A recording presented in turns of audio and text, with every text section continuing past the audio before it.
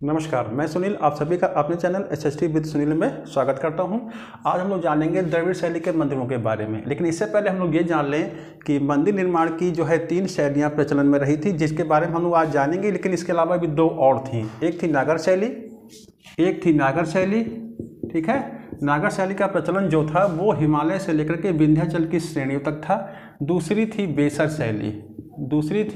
बेसर शैली, जिसका प्रचलन था विंध्याचल श्रेणी से लेकर के कृष्णा नदी तक के क्षेत्र में, इस मध्यवर्ती भाग में। ठीक है, और द्रविड़ शैली की बात करें तो उसका विस्तार था कृष्णा नदी से लेकर के कन्याकुमारी तक। द्रविड़ शैली के मंदिरों का निर्माण हुआ। सबसे ज़्यादा विकास तमिलनाडु में हुआ।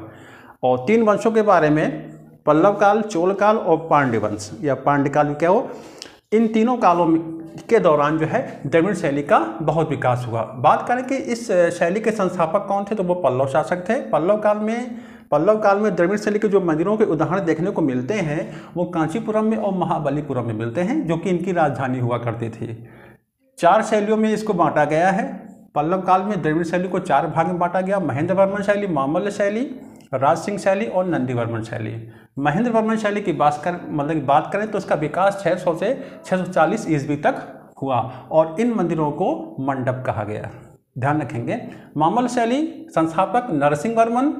प्रमुख केंद्र क्या था मामल्ल शैली का? मामल्लपुरम था। इन मंदिरों को मंडप और रथ कहा गया मामल्ल शैली के अंतर्गत। और इन रथ मंदिरों को सप्त पैगोडा के नाम से जाना जाता था, जो कि कुछ प्रमुख नाम हैं, जैसे द्रौपदी रथ, अर्जुन रथ, भीम रथ, धर्मराज रथ, सहदेव रथ, गणेश रथ और नकुल रथ। इन सब पैगोडा से संबंधित जो है बहुत सारे क्वेश्चन पूछे जाते हैं। इनका संबंध किससे है? मामल्ल शैली से। ठीक, अब बात करते हैं राज सिंह शैली।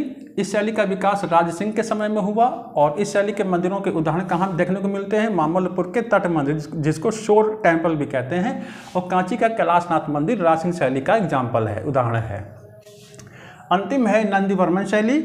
इसका उदाहरण है कांचीपुर का मुक्तेश्वर मंदिर और मातंगेश्वर मंदिर। राज सिंह शैली से जो है मंदिरों में बदलाव आना शुरू होता है। जो शिखर बनने ऊंचे शुरू हुए थे, कब से? राज सिंह शैली से।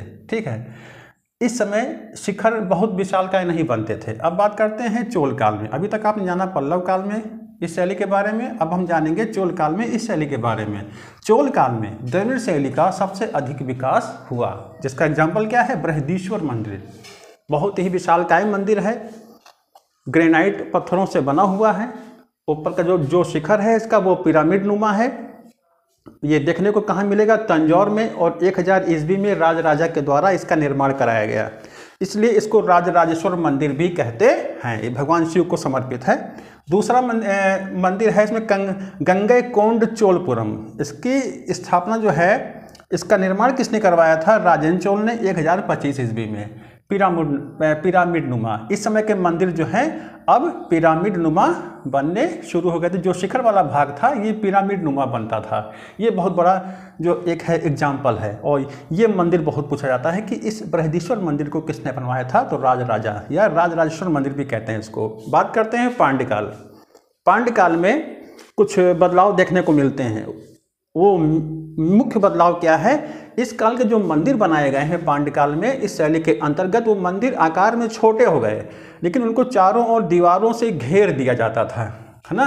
जैसे मान लीजिए मंदिर है ये, अब उसको चारों ओर दीवारों से घेरा जाने लगा, प्राचीर जिसको कहते हैं। और इन्हीं प्राचीरों में विशालकाय जो है प्रवेश द्वार बनते थे, जिनको गोपुरम कहते थे। गोपुरम किस शैली के मंदिरों की विशेषता है? यहाँ से प्रश्न बनता है, तो वो है द्रविड़ शैली के मंदिरों की विशेषता। और गोपुरम का जो है निर्माण किस काल में शुरू हुआ? तो कहेंगे पांड्यकाल में।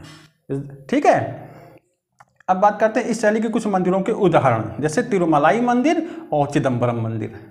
ठीक, यहाँ से पांड्यकाल में द्रविड़ शैली से संबंधित जो क्वेश्चन पूछा जाता है वो सबसे ज़्यादा गोपुरम से ही पूछा जाता है कि गोपुरम होते क्या हैं, है ना। तो ये मंदिरों का प्रवेश द्वार होता है, जो कि पांड्यकाल में मंदिरों से भी ज़्यादा विशालकाय बनते थे। इसी पर ज़्यादा फोकस किया जाने लगा था। तो आज आपने जाना द्रविड़ शैली के मंदिरों को, पल्लव काल में क्या बदलाव आए, चोल काल में, और पांड्यकाल में क्या बदलाव आए, और कहाँ से कहाँ तक जो है इनका विस्तार था इस शैली का।